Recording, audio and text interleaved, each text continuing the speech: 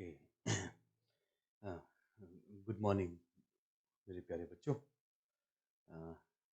Again सबसे पहले एक डिक्लेरेशन है ना। I have used few images in this lecture which do not belong to me.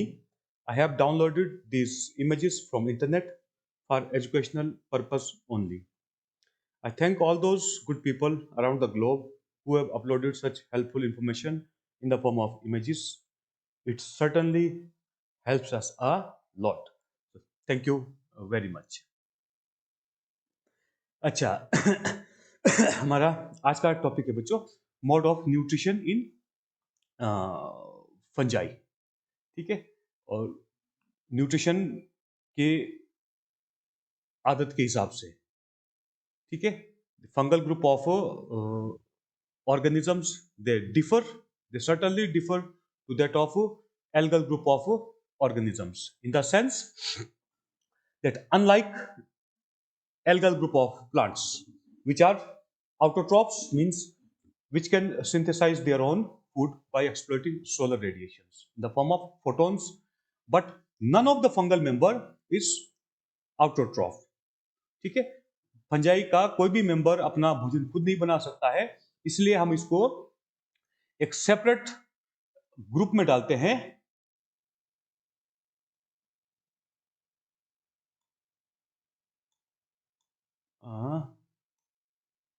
ये एनोटेशन में प्रॉब्लम आ रहा है।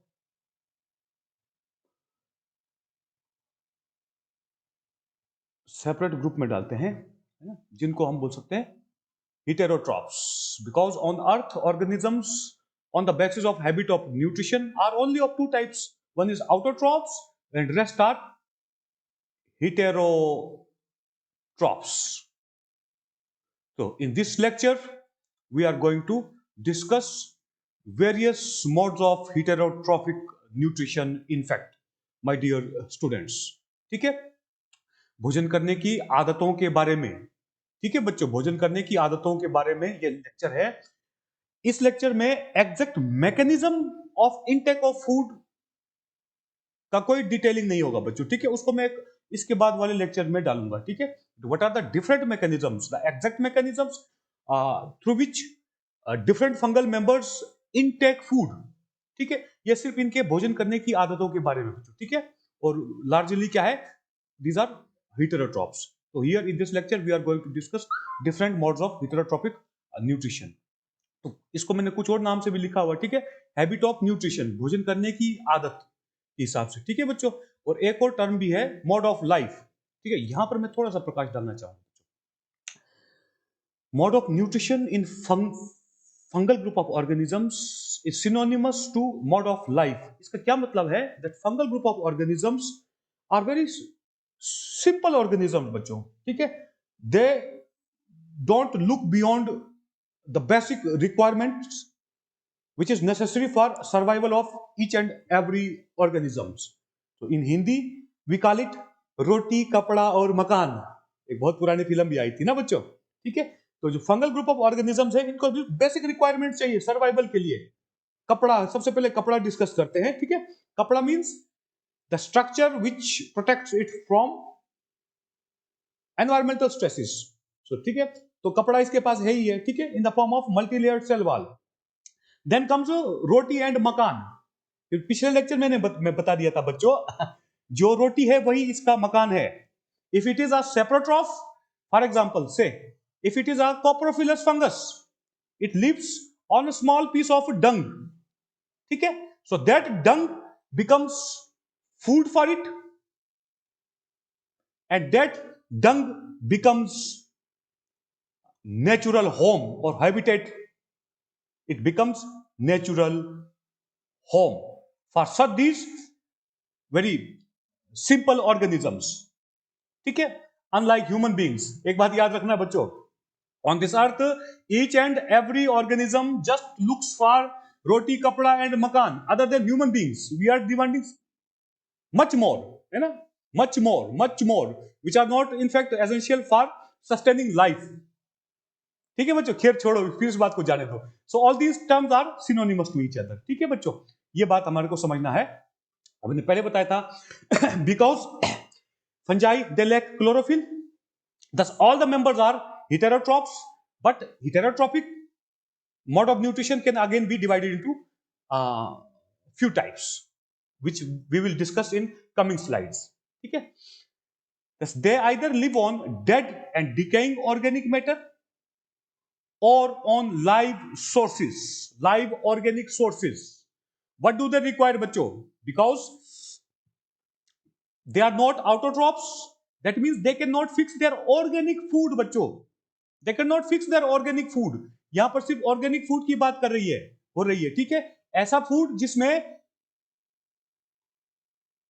कार्बन आता है, ठीक है, why? Because all organics are hydrocarbon, हम बोलते हैं कि नहीं बोलते हैं, CHO, ठीक है.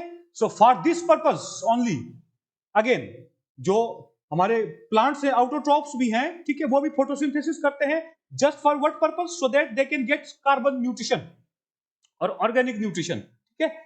These are obtained through water, ठीक है, दिस इज इट. तो क्योंकि फंजाई हेटेरोट्रॉप्स हैं तो ये डिपेंड करते हैं एक कंटिन्यूअस ऑर्गेनिक सोर्स के ऊपर. ऑर्गेनिक सोर्स से इनको क्या मिलेगा? कार्बन, ठीक है. बाकी जो बाकी न्यूट्रिशंस है in the form of mineral nutritions, mineral nutritions ये आउटोट्रॉप्स भी धरती माता से लेते हैं, from earth, and fungi also they take it from earth, ठीक है बच्चों. तो लार्जली जो हेटेरोट्रॉपिक मोड का मतलब है कि they depend on external organic source for C, so that they can obtain C, and so that they can make their body, because no even a single cell or not even a single organelle or a molecule is not possible without the presence of C. So this is it बच्चों, इसके ज्यादा मैं नहीं बोलूंगा, ठीक है. अब बात आती है कि either they live on decaying organic matter, means either they live separotrophically or on live organic source, का मतलब such heterotrophs are parasites, ठीक है, and rest are symbionts. Rest are symbionts means some these members are living in a symbiotic associations, ठीक है. We have examples, we have mycorrhizal associations, we have lichens, ठीक है, and a very few are predator fungi, approximately 200 species globally. This is our report, ठीक है, that 200 species have been found to be predaceous in nature, ठीक है. तो हम लोग detail में ये 4 टाइप्स करेंगे बच्चों, ठीक है. Fungi is saprotroph, fungi is parasite, fungi is symbiont और फंजाई इज प्रीडेटर, ठीक है. अगले स्लाइड में मूव करते हैं. On the basis of their habit or mode of nutrition, fungi have been divided into following 4 categories बच्चों. Following 4 categories, what are those? This is it.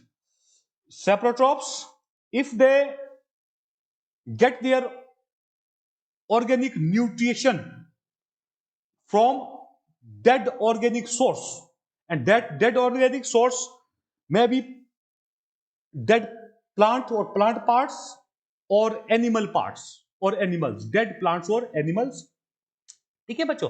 And this is again divided into 2 types, वो हम बाद में करेंगे.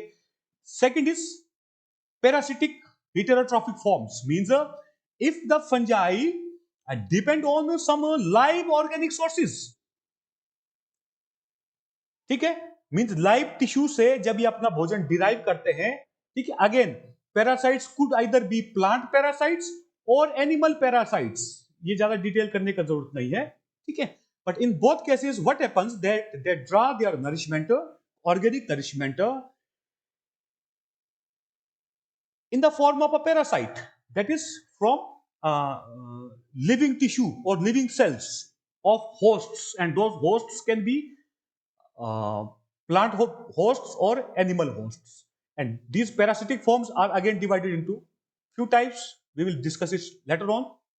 And third one is predaceous forms, इसको हम दूसरे शब्दों में हम कार्निवोरस फंजाई भी बोलते हैं बच्चों, These are also called carnivorous fungi.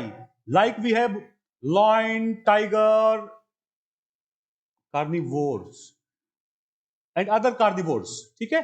So some fungi are carnivores too.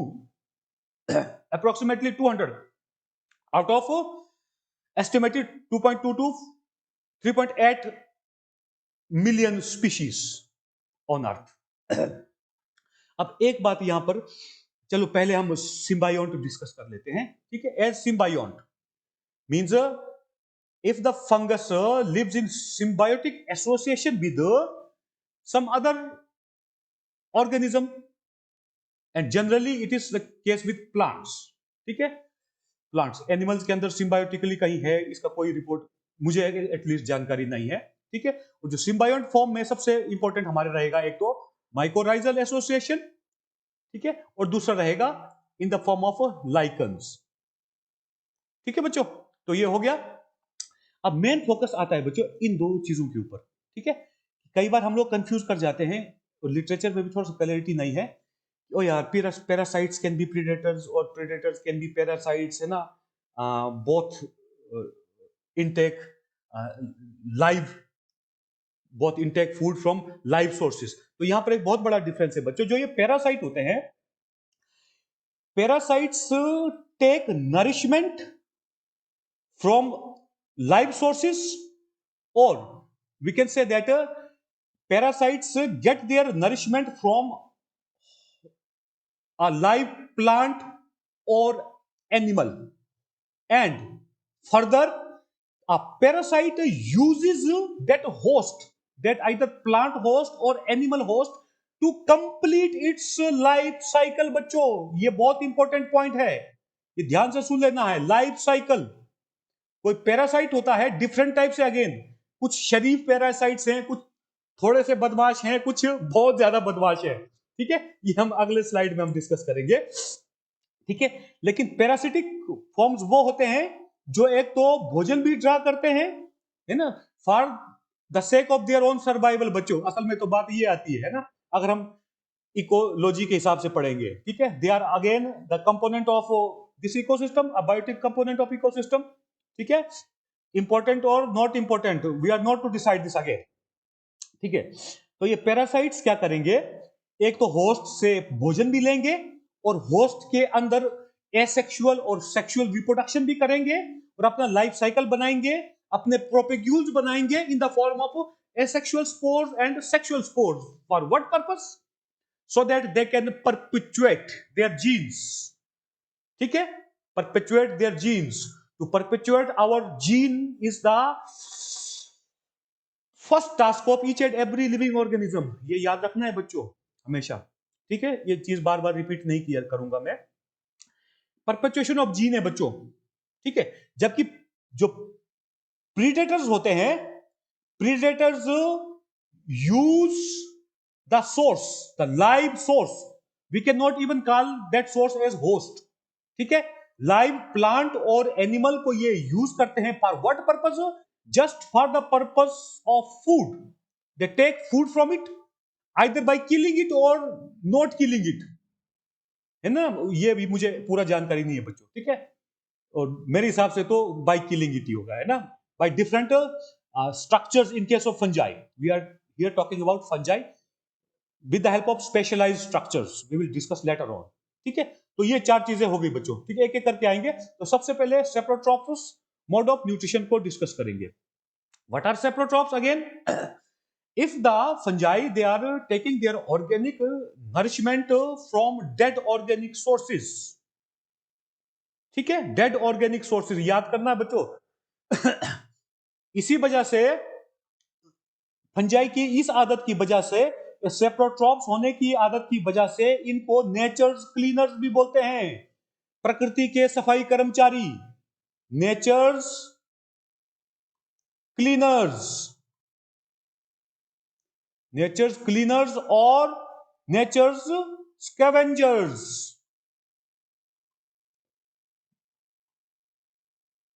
Natures scavengers also. ठीक है? क्यों? क्योंकि ये धरती के ऊपर लिटर ज्यादातर जो सेप्रोट्रॉपिक मोड की बात करेंगे बच्चों, ज्यादातर प्लांट से ये न्यूट्रिशन लेंगे, ठीक है, क्योंकि जो डेड रिमेन्स ऑफ एनिमल्स होंगे they are very frequently very instantly eaten up by some other animals, so ठीक है, तो वो ज्यादा डेब्रिस जब ज्यादा भाग नहीं बनाते हैं इन फंजाई का, है ना, कि वो इसके ऊपर सेप्रोट्रॉपिकली सर्वाइव कर पाए, सेप्रोट्रॉपिकली इनके ऊपर डिपेंड रहे, ठीक है। तो लार्जली ये आपका डेड प्लांट पार्ट्स होते हैं in the form of leaves, flowers, fruits, or small or larger branches. ठीक है, even large wooden logs. With time, we see that they perish. Why? Because these are decomposed and cleaned up by saprotrophic group of fungi. And this saprotrophic group of fungi are again of two types. So this is it. Saprotrophic fungi are those fungal members which get their food from dead organic sources, animals or plants, largely from any plants and very less from animals, because animals are no more available. Why? Because they are, उनको तुरंत कोई ना कोई खा लेता है, ठीक है। तो that is why these are also called nature's cleaners or nature's scavengers. Now, the saprotrophs have further been divided into two types. One is obligate saprotrophs and one is facultative parasites. अब इन दोनों चीजों के ऊपर, दो शब्दों के ऊपर थोड़ा फोकस करना बच्चों, खासकर इसके ऊपर, है ना। मैंने आज तक देखा है ज्यादातर टाइम में बच्चे कंफ्यूज करते हैं, ठीक है। जो ये ऑब्लिगेट सेप्रोट्रॉप्स होते हैं, ये वो फंगस होते हैं जो बेचारे थोड़े भोले भाले होते हैं। फिर से मैं एक मजाकिया लहजे में बोलता हूं, दीज आर स्ट्रिक्ट। मैं टूट जाऊंगा, है ना, पर मैं झुकूंगा नहीं। These are strict means obligate saprotrophs are those fungi, those saprotrophic fungi which depend on only dead organic source for getting their nourishment, ठीक है। and if there is unfavorable conditions, in what sense, that if there is a deficiency of that dead organic source which can be, ठीक है, they perish, वो खत्म हो जाएंगे कि भाई मैं वो नहीं खाऊंगा, मैं यही खाऊंगा। वो जो ओ नहीं खाऊंगा वो असल में क्या है, live organic source, live organic source.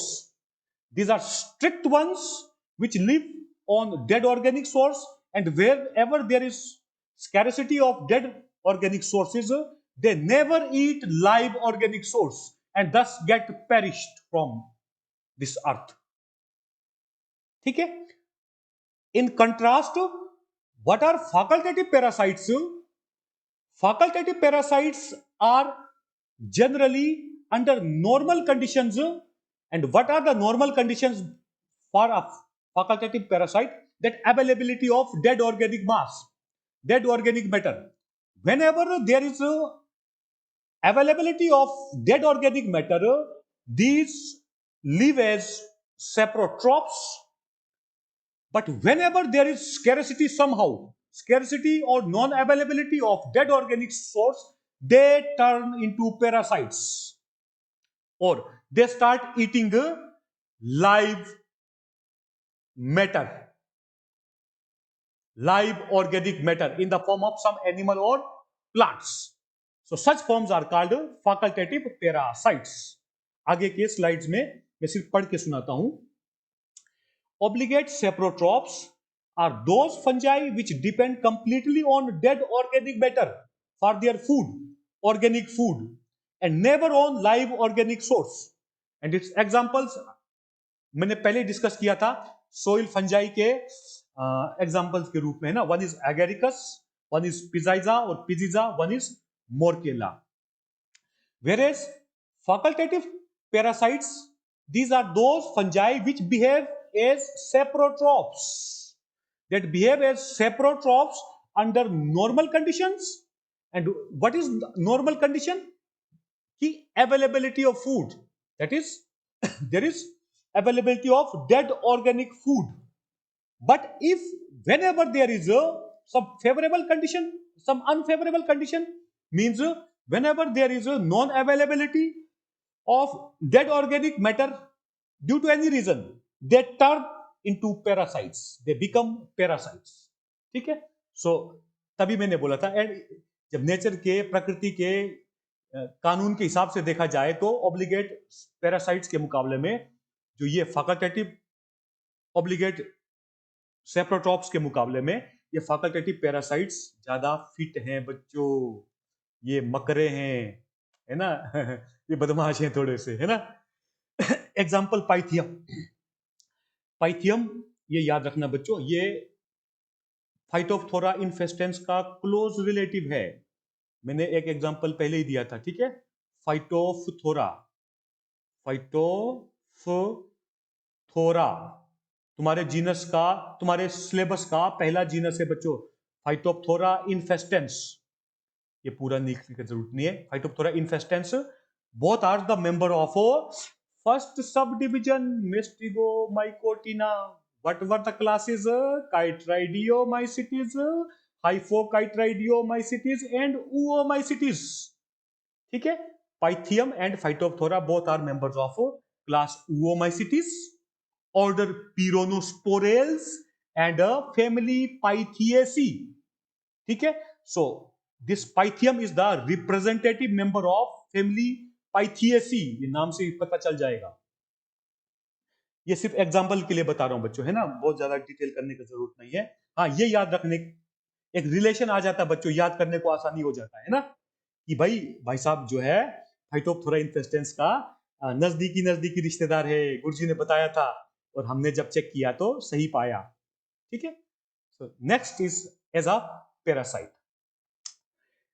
फिर ज्यादा डिटेल देने का जरूरत नहीं है ना बच्चों। Parasites are those heterotrophic fungal forms which live on live organic sources to get their carbon nutrition or get their organic nutrition. And again, these are of two types. Parasitic fungi are those fungal members that get their food from live organic sources. That is, animal sources means animal parasites, or plant sources का मतलब plant parasites, and there are numerous plant parasites. Or pathogens which cause disease. ठीक है, and parasites again are of two types. One is obligate parasite, one is a facultative saprotrophs. Again, these are again भोले भाले type of fungal members. Obligate parasites again, these are strict ones कि मर जाऊंगा मैं वो नहीं खाऊंगा। ठीक है बच्चों, इसका मतलब हुआ कि obligate parasites are those parasites which live on or which depend on live organic source, or which depend on live animal or plant to draw their nourishment. But if somehow there is unavailability of host, यहाँ पे host बोलेंगे, or the source of live organic matter, ठीक है, they perish because they are strict. They can't change their mode of nutrition. They can't change their habit of nutrition. On the other hand, these are again some very chust type of parasitic forms called facultative saprotrophs. And what are these? मैं वो लालच को मैं रोक नहीं पा रहा हूं। ये फाइटोप्थोरा इन्फेस्टेंस असल में फैकल्टेटिव सेप्रोट्रॉफ है बच्चों। फाइटोप्थोरा इन्फेस्टेंस, ठीक है, पाइथियम का एक भाई है ना, दोनों भाई मकरे हैं, ठीक है, एक उधर फैकल्टेटिव पैरासाइट है, एक इधर फैकल्टेटिव सेप्रोट्रॉफ है। इन्फेस्टेंस, ये बताने के पीछे भी मेरा एक पर्पस है बच्चों, याद रहे, ठीक है, क्योंकि लास्ट में आप लोगों को एग्जाम देना है ना, और इंडियन एग्जामिनेशन सिस्टम कैसा है, we have to fill pages, ठीक है, we have to express our knowledge in the form of words written on many pages, answer booklet, ठीक है, पर याद करने का थोड़ा आसानी रहेगा बच्चों, इसीलिए मैं बता रहा हूं। So what are facultative saprotrophs? Under normal conditions they behave as parasites. Under normal condition means whenever there is availability of live organic matter or live animal or live plant, but somehow if there is unavailability or circumstances get differed, they may transform into saprotrophs.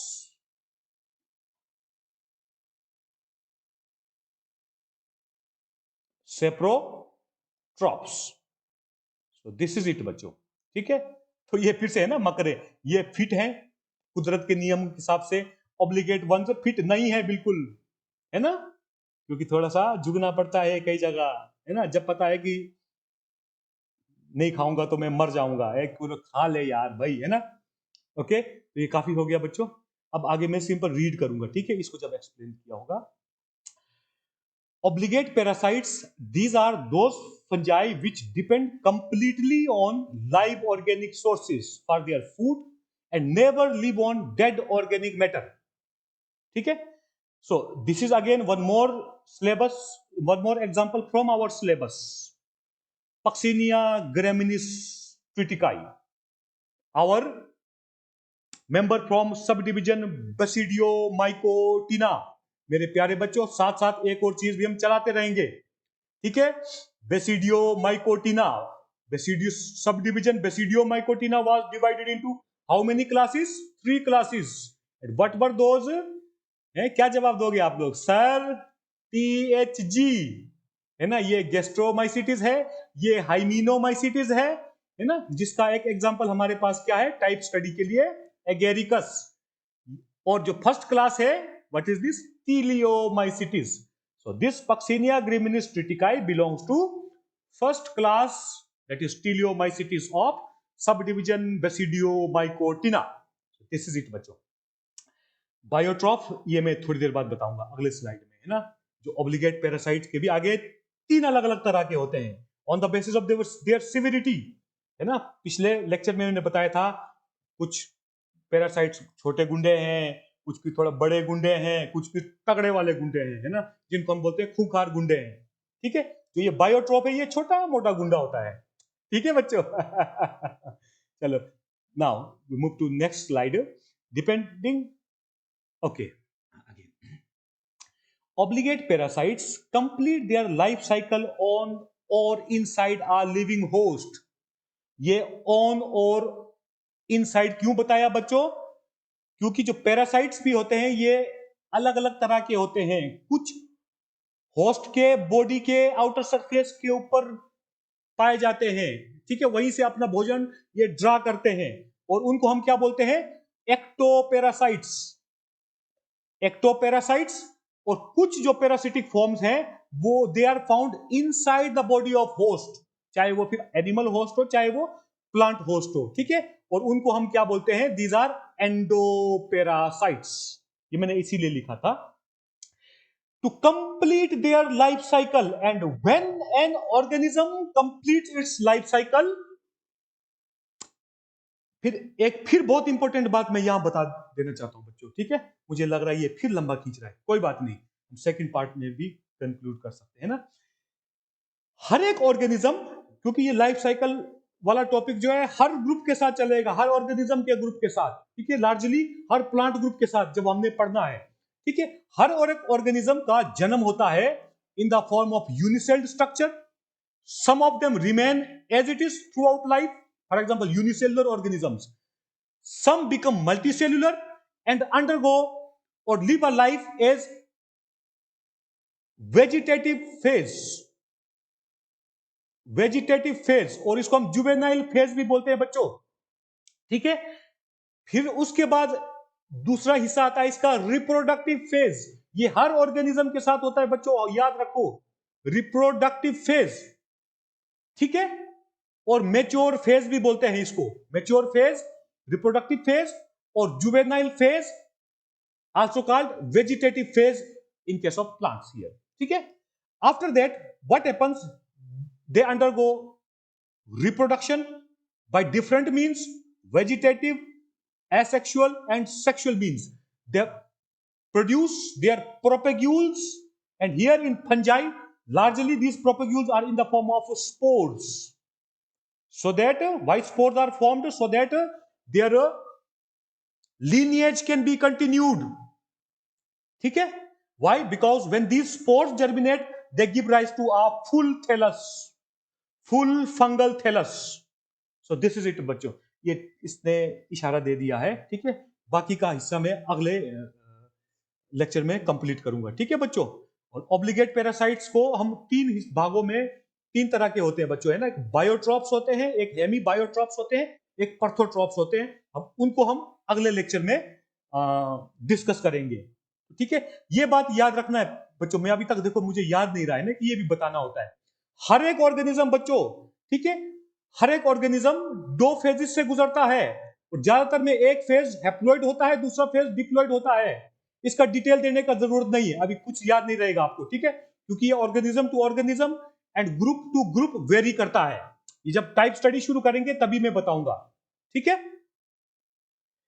ये वाला please याद रखो बच्चों, ठीक है, ये याद रखो, है ना। टू फेजेस, ज्यादातर ऑर्गेनिज्म में बाइफेजिक लाइफ साइकिल होता है, इसको हम बाइफेजिक लाइफ साइकिल बोलते हैं। कईयों में एक्सेप्शनल केसेस हैं, वहां पर ट्राइफेजिक लाइफ साइकिल्स भी होते हैं, ट्राइफेजिक लाइफ साइकिल्स, ठीक है।